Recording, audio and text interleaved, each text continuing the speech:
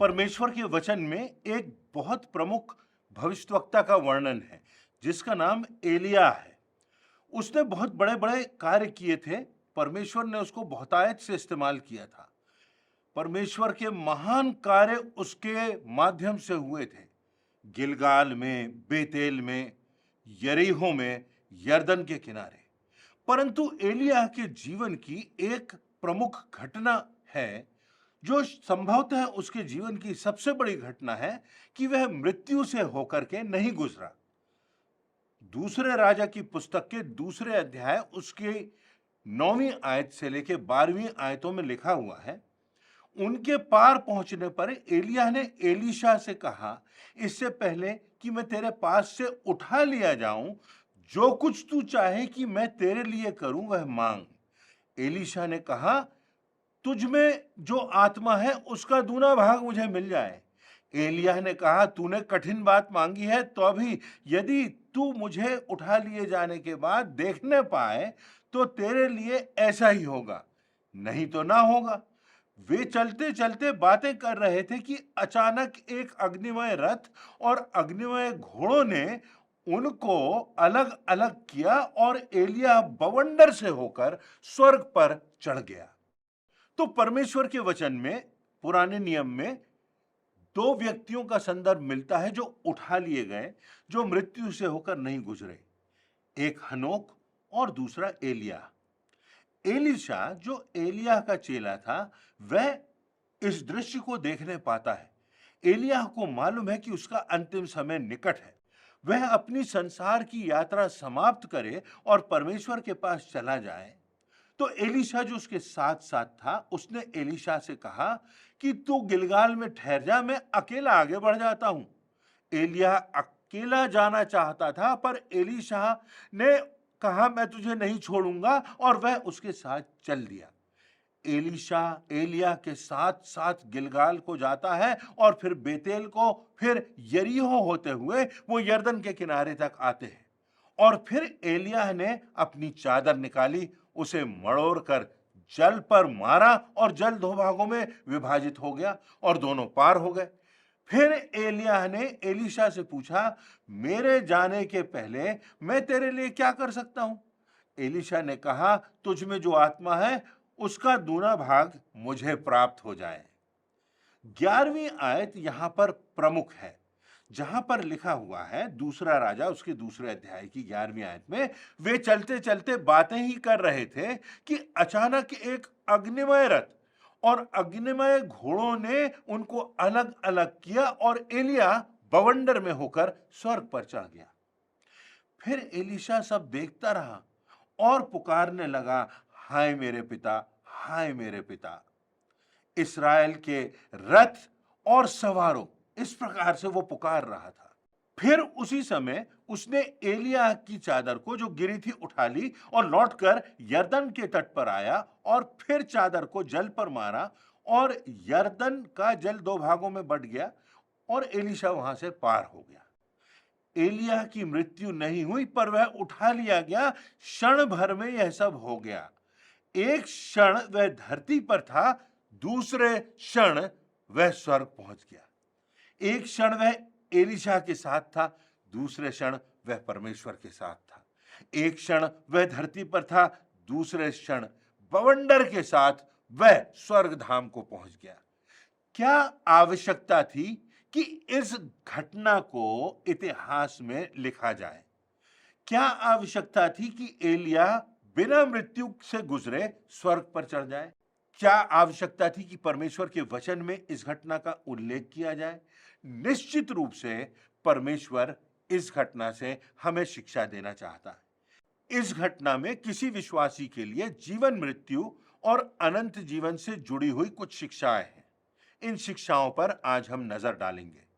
पहली शिक्षा, यह घटना एलिय्याह के विश्वास योग्यता से भरे हुए जीवन का परिणाम थी। यदि एलिय्याह के जीवन को एक शब्द में परिभाषित करना हो तो वो शब्द होगा विश्वास योग्य। मसीह जीवन से जुड़ी जो एक प्रमुख आधारभूत बात है, वह है कि परमेश्वर, मेरी इच्छा है कि चाहे मैं तेरी आज्ञाओं को, चाहे मैं तेरी योजनाओं को समझूं या ना समझूं, पर मैं उस स्थिति में भी तुझ पर विश्वास रख सकूं। मेरी इच्छा नहीं परंतु तेरी इच्छा पूरी हो। यदि एलिय्याह के जीवन की कुछ घटनाओं को देखें तो पता चलता है कि कैसी कैसी परिस्थितियों से भी उसका विश्वास परमेश्वर पर बना रहा। परमेश्वर ने एलिय्याह से कहा कि आहाब राजा के पास जा और उससे कह दे, तेरे देश में सृष्टिकर्ता की उपासना करने वाले झूठे उपासकों के कारण अकाल पड़ने वाला है। उसने विश्वास से वैसा ही किया जो होने वाला था और इसीलिए उसको भविष्यवक्ता कहा गया। फिर दूसरी घटना में 2 वर्षों से अधिक समय तक एलिय्याह करीत के नाले के पास छिपा रहा।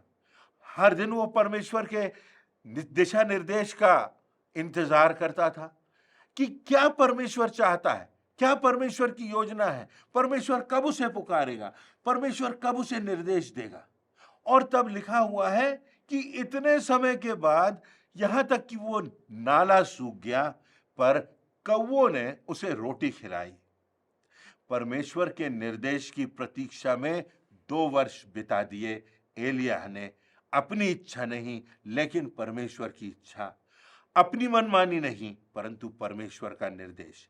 यह विश्वास योग्यता की परख होती है। एक और बात, फिर परमेश्वर की ओर से उसे निर्देश मिलता है उसके बाद कि सारपत नगर को जा और वहां जाकर एक गरीब विधवा से भोजन मांग करके भोजन कर ले। यह संदर्भ पहला राजा उसके 17वें अध्याय में पाया जाता है और लिखा हुआ है, जब वह वहां जाता है तो विधवा का पुत्र मर जाता है। एलिय्याह की प्रार्थना से वह जवान जो मर गया था पुनर्जीवित हो जाता है। अब घर में भोजन भी नहीं, विधवा का पुत्र है, ना घड़े का मैदा है, ना कुप्पी का तेल है, थोड़ा थोड़ा बचा है। फिर जब यह आश्चर्य कर्म होता है, वो नौजवान जीवित हो जाता है, तब एलिय्याह माता से कहता है मुझे भोजन करना है। और तब जो कुछ बचा था उससे वह माता एलिय्याह को भोजन करा देती है। परमेश्वर की योजना पूरी होती है। आज्ञाकारिता का यहां पर चित्र हमें दिखाई देता है और उसके कारण लिखा हुआ है, उस विधवा के घर में जो घड़ा था उसमें रखा हुआ मैदा और उसकी कुप्पी में रखा हुआ तेल कभी घटता ही नहीं। यह परमेश्वर का महान आश्चर्य कर्म एलिय्याह के माध्यम से होता है। एक और बात जो परमेश्वर के वचन में मिलती है, जहां पर लिखा हुआ है कि परमेश्वर एलिय्याह से झूठे और भ्रष्ट 450 उपासकों को, जो झूठे शिक्षक थे, जो लोगों को भ्रमित करते थे, ऐसे 450 लोगों को एलिय्याह चुनौती देता है। और एक तरफ 450 लोग हैं, एक तरफ एलिय्याह अकेला खड़ा है। और जब चुनौती देता है और वो झूठे तथाकथित उपासक प्रयास करते हैं कि परमेश्वर का आश्चर्य कर्म हो, तो होता ही नहीं। परंतु एलिय्याह जब प्रार्थना करता है तो परमेश्वर का महान आश्चर्य कर्म होता है और परमेश्वर की एक वहां पर सामर्थ का दृश्य दिखाई देता है जिसकी चर्चा दूर दूर तक होती है। सब देशों में परमेश्वर के सामर्थ का प्रकाशन होता है। अब एलिय्याह की इतनी बड़ी विजय हो गई कि वो झूठे 450 लोगों को परास्त करता है, एक अकेला व्यक्ति, क्योंकि परमेश्वर उसके साथ है और वो परमेश्वर के प्रति विश्वास योग्य है।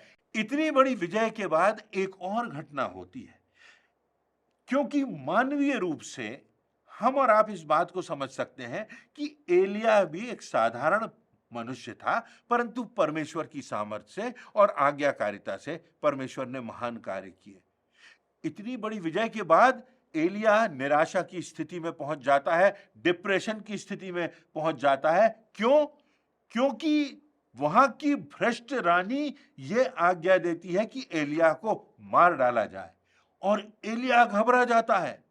एक भ्रष्ट रानी के आदेश के बाद वो वहां से भयभीत होता है, भागता है और यहां तक कि भागते भागते थक जाता है और घबरा जाता है और परमेश्वर से मृत्यु मांग लेता है। परंतु हम आगे देखते हैं कि उसने परमेश्वर की आज्ञा को उसके बावजूद भी माना। उसने परमेश्वर के सेवकों को, भविष्यवक्ताओं को प्रशिक्षण दिया। उसने राजा का अभिषेक किया। वो संघर्ष करता रहा। वो धैर्य, साहस और विनम्रता और सहनशीलता का परिचय देता रहा, क्योंकि वो परमेश्वर के प्रति आज्ञाकारी था। उसका सारा विश्वास परमेश्वर की ओर लगा हुआ था। वो परमेश्वर की ओर उसकी दृष्टि थी। उसके लिए सब बातों से बढ़कर परमेश्वर का आदेश था और वो विश्वास योग्य बना रहा, सब कुछ सहता रहा। आज विश्वास योग्यता बहुत मुश्किल से दिखाई देती है। आज विश्वास योग्य व्यक्ति ढूंढना बड़ा कठिन होता है। जब तक सब ठीक है तब तक विश्वास योग्यता बनी हुई है, हम खुश हैं, हम परमेश्वर की ओर देख रहे हैं, आशीषों को प्राप्त कर रहे हैं। जब तक सब कुछ हमारी इच्छा के अनुसार हो रहा है, हमारी इच्छा पूरी हो रही है, हमको सांसारिक आशीषें मिल रही हैं, सुख है, संपन्नता है, अच्छा स्वास्थ्य है, तो विश्वास है।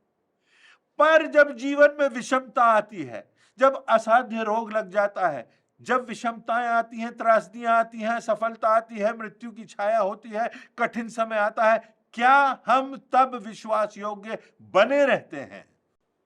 प्रकाशित वाक्य की पुस्तक उसके दूसरे अध्याय की 10वीं आयत में लिखा है, प्राण देने तक विश्वास योग्य रहे तो मैं तुझे जीवन का मुकुट दूंगा। एलिया परमेश्वर की दृष्टि में विश्वास योग्य रहा।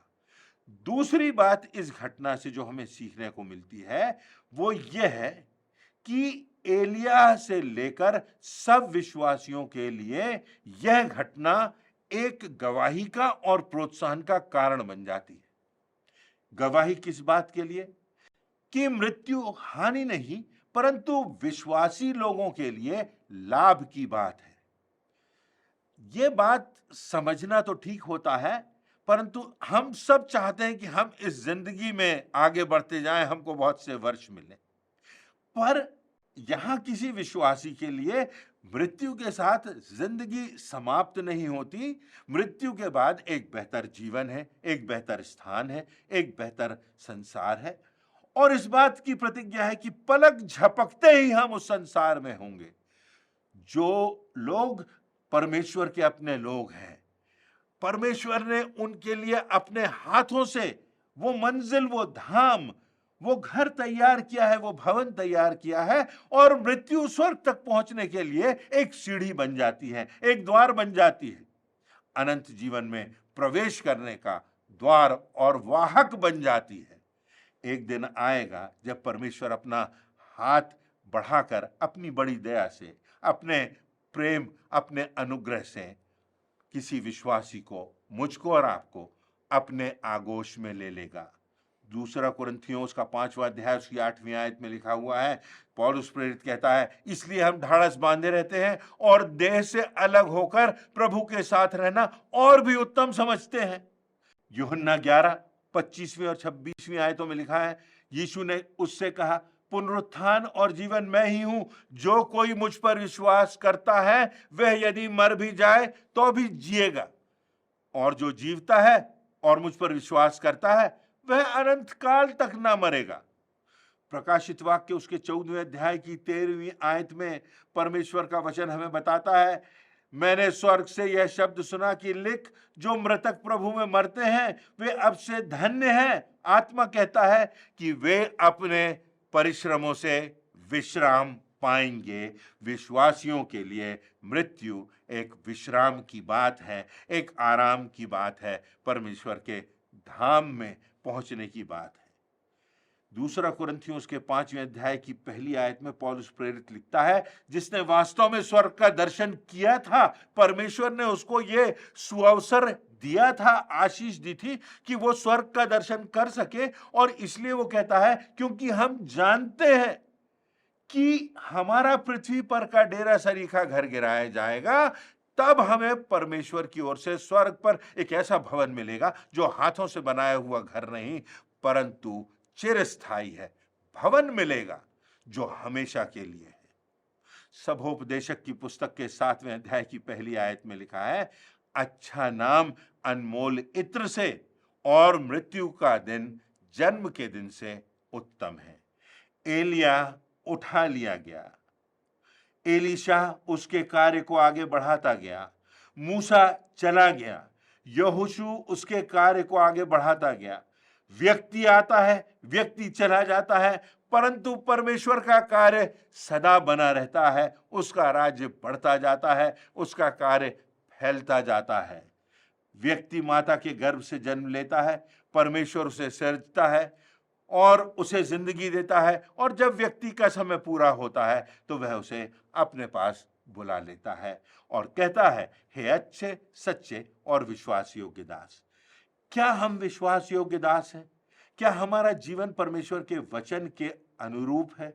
क्या हम प्रभु यीशु मसीह की शिक्षाओं के अनुसार अपने जीवन में आगे बढ़ते हैं? क्या हमारे जीवन में वो ज्योति दिखाई देती है? क्या हमारे जीवन में, इस जिंदगी में, हम दूसरों के लिए आशीष का कारण हैं? तो एलिया की ये घटना हमको सिखाती है कि विश्वासी के लिए मृत्यु एक आशीष की बात है।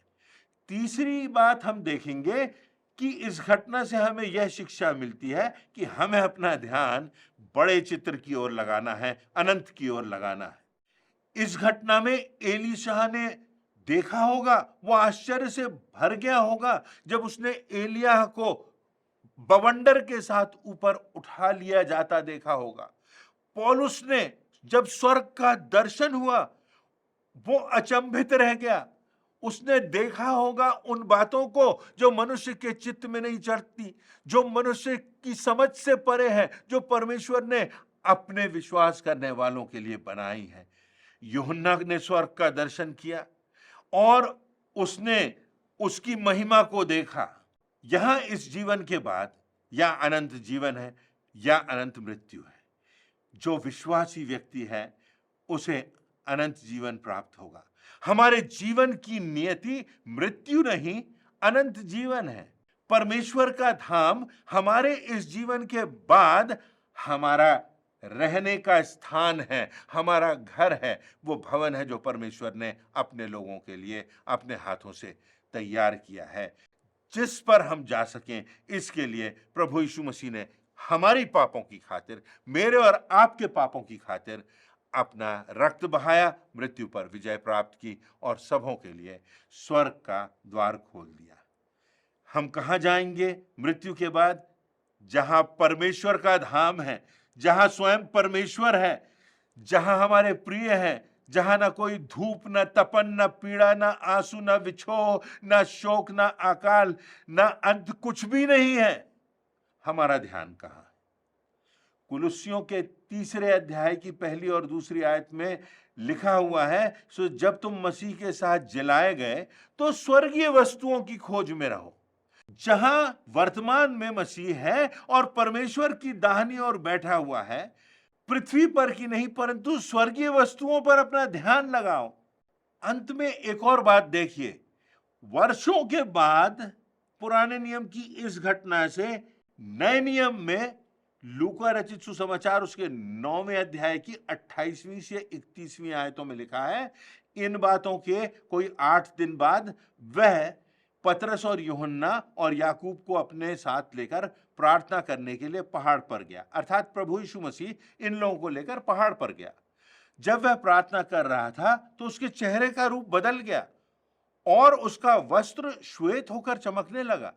आप देखिए, मूसा और एलिया प्रभु यीशु मसीह के साथ बातें कर रहे थे, ये महिमा सहित दिखाई दिए और उसकी मृत्यु की चर्चा, अर्थात प्रभु यीशु मसीह का जो बलिदान यरूशलेम में होने वाला था उसकी चर्चा कर रहे थे। 800 वर्षों के बाद एलिया जो उठा लिया गया था आज भी जीवित है। वो प्रभु यीशु मसीह के साथ बातचीत कर रहा है। मूसा वहां जीवित है, प्रभु यीशु मसीह के साथ बातचीत कर रहा है।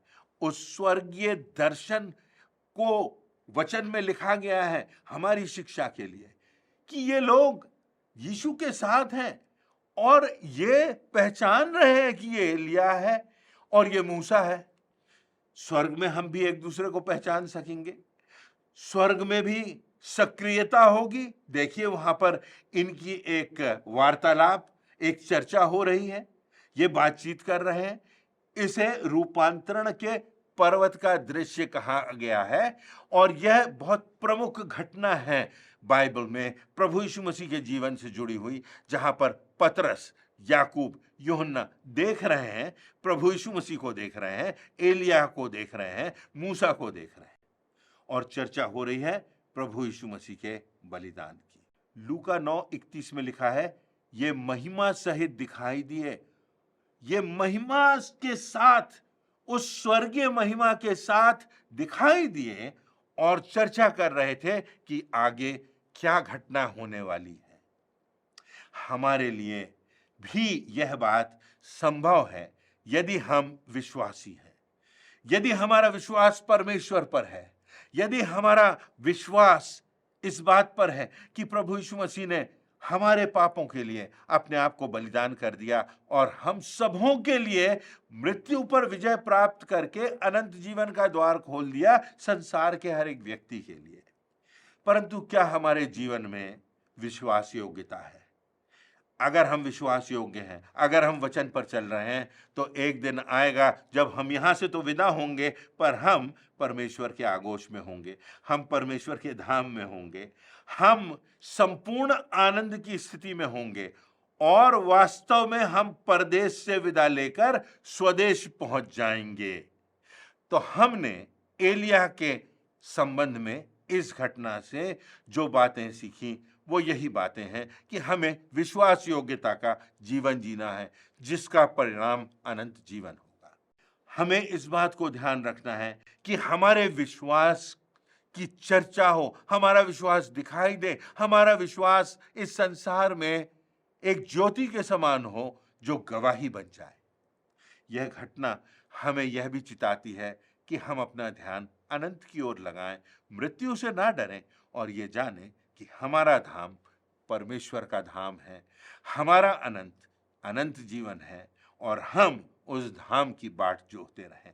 परमेश्वर की ओर देखें, अपनी आंखें परमेश्वर की ओर लगाएं।